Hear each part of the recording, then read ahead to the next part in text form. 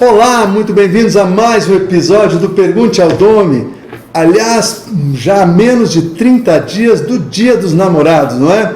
E essa pergunta, essa que eu vou responder hoje, é da líder Tanara, que me escreveu dizendo que sua mãe e sua irmã estão separadas e elas queriam um vídeo que pudesse inspirá-las. Então eu decidi gravar esse episódio, né? Aí já chegando à proximidade do Dia dos Namorados, para falar de separação, que aliás dói muito, não é? Eu já me separei, quem já se separou sabe, e quanto a gente reluta em se separar. Então, quando as pessoas ficam magoadas, ficam muito tristes com a separação, é porque realmente ela era muito importante. Mas eu vou explicar um pouquinho como funciona o nosso cérebro, para que você entenda como vai lidar com a separação, se você recém se separou, se está pensando em separar ou se está sentindo que vai rolar, vai acontecer. Porque as coisas não acontecem da noite para o dia. Nenhum casal começou, hoje estava bem, daqui uma semana se separa. Não é assim, isso vem de longa data. Isso vem do nosso elefante. Eu vou explicar para vocês. Na realidade, nosso cérebro é dividido em duas partes. De um lado, nós temos um elefante muito pesado, muito preguiçoso, que adora ficar na zona de conforto no piloto automático. Então, por exemplo, é esse elefante que se sobressai quando a gente visualiza alguém e que nos deu tesão, né? No começo, ninguém começa amando a outra pessoa. Ela começa sendo atraído pela outra pessoa, por alguma beleza, pela simpatia, por qualquer fator que o nosso elefante, que é o lado emocional do nosso cérebro, se conecta e se interessa. A partir dali, se houver reciprocidade, começa então o flerte e daí começa as conversações, às vezes mais rápido, às vezes mais devagar. Resumindo, o nosso elefante, que é mais de 95% dos nossos pensamentos diários, é ele quem dá as cartas, é ele que começa a comandar o espetáculo. Então é por isso que quando a gente se apaixona, né, a gente produz menos no trabalho, a gente perde sentido. Exatamente por quê? Porque é o nosso elefantão, que já é 95% de nós, que está dominando a situação. E ele está apaixonado, ele está no prazer e ele quer muito aquilo. Acontece que isso é o sentimento do nosso elefante, só que é um sentimento mais irracional, certo? Mais emocional, não é racional. Não é um amor ali é o tesão, é a atração. O que acontece? A partir do momento que você começa a se relacionar, você começa a praticar o verbo amar. E o verbo amar, exatamente, quanto mais tu pratica o verbo amar, mais você começa a forjar o sentimento de amor. E o verbo amar tem a ver com o lado racional do nosso cérebro, que eu chamo do condutor do elefante. Durante a relação, então você tem o lado emocional, que está ali apaixonado, naquele momento o condutor mal dá conta daquilo, e depois então você começa a racionalizar a situação e começa a praticar o verbo amar. Por exemplo, vou mandar flores. Por exemplo, vou mandar uma mensagem, vou postar uma foto do casal no Facebook. Tudo isso é o lado racional ajudando o emocional a construir amor a partir do verbo amar, da prática do amor. E aí você espera que vai ter reciprocidade, não é assim? Mando flores, recebo em troca. Mando fotos, mando mensagem e assim por diante. A partir disso, você constrói o sentimento do amor, a partir do verbo amar. E aí começa então a construção do relacionamento, começa a ver se há diferença, se não há, e na medida que vai consolidando isso, se entra no piloto automático. E esse piloto automático é o tal do casamento, da união estável, do namoro estável, que você começa a fazer mais do mesmo. E a esquecer, né? O meu amor está me mandando uma mensagem aqui nesse instante. Então,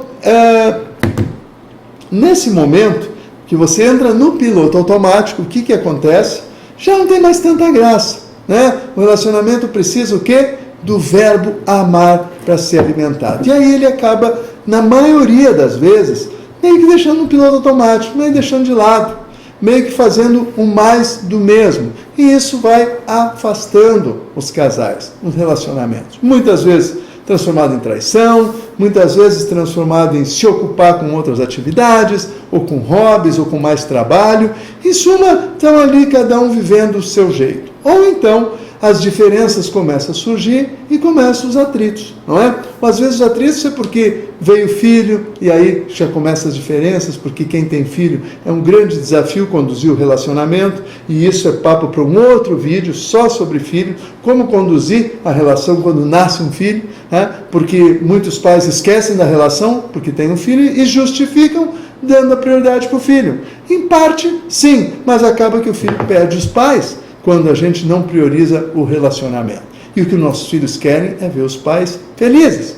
Resumindo, passou e você começa a desgastar a relação e ou entra traição, ou entra outras frustrações. As pessoas não são perfeitas, nenhum de nós é perfeito. Uma relação de 1 ano, 5 anos, 10 anos, 15 anos, a gente erra muito. E se não houver perdão recíproco, se não houver essa cumplicidade, a gente não consegue carregar o relacionamento, ele termina.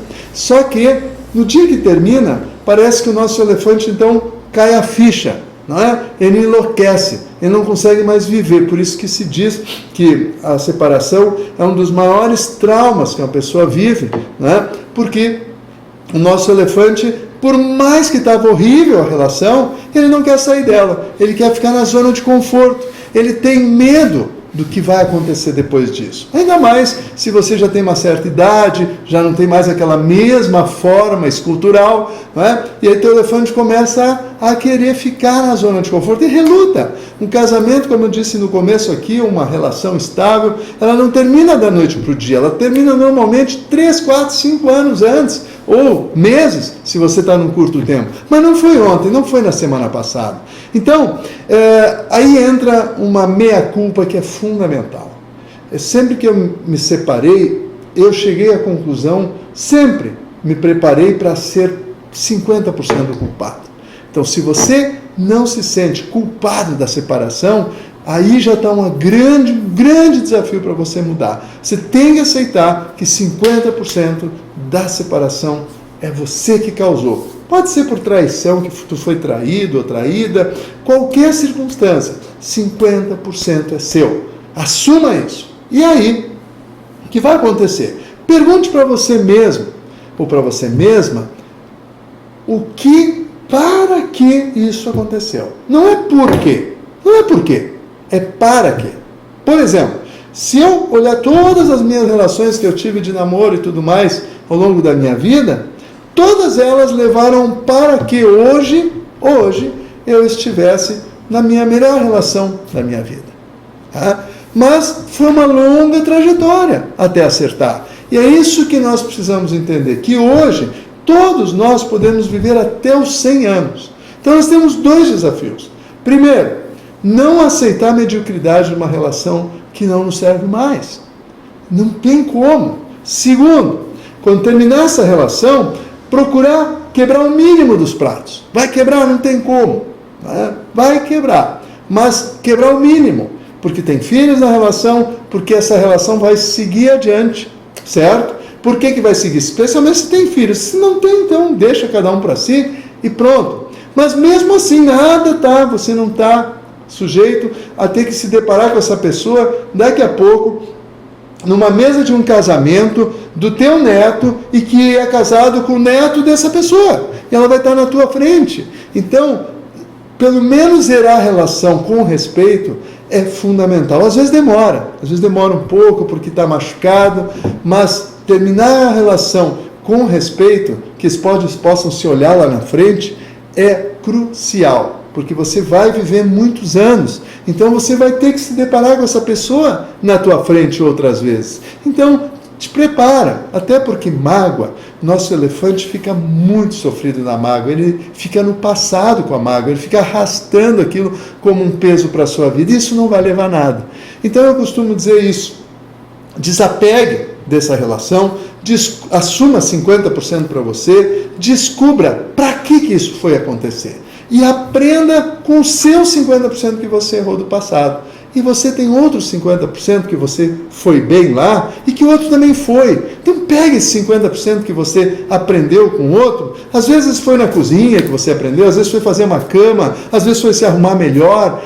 Aproveita isso, usufrui disso, porque os relacionamentos, a nossa vida é uma soma disso. Então tire partido dos aprendizados positivos que teve lá. E os negativos que não fluíram, aprenda para não repetir à frente. E eu tenho certeza que você focando no aprendizado disso e olhando para frente, vendo que você tem um futuro e que você pode focar em começar um novo relacionamento, sempre. Hoje você pode começar aos 40, aos 50, aos 60, aos 70, você pode começar um novo relacionamento. Eu conheço pessoas com 75 anos que recomeçaram seus relacionamentos, porque você vai viver até os 100, então não se limite, não se prenda, não se amarre a isso.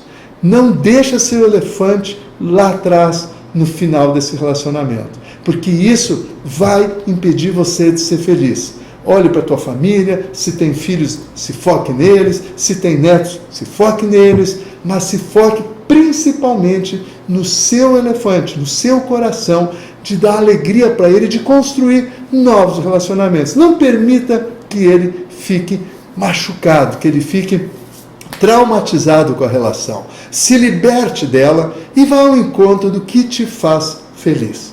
Muitas vezes, recentemente nós estávamos conversando, eu e minha noiva, sobre isso, sobre como as pessoas, quando se separam, dizem, agora então eu vou dançar, eu vou virar à noite, eu vou para a balada. Mas por que não fez isso quando estava casado?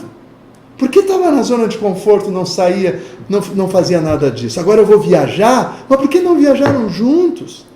Então, use essa experiência, o teu aprendizado, o teu 50% de responsabilidade e vira o jogo no próximo relacionamento.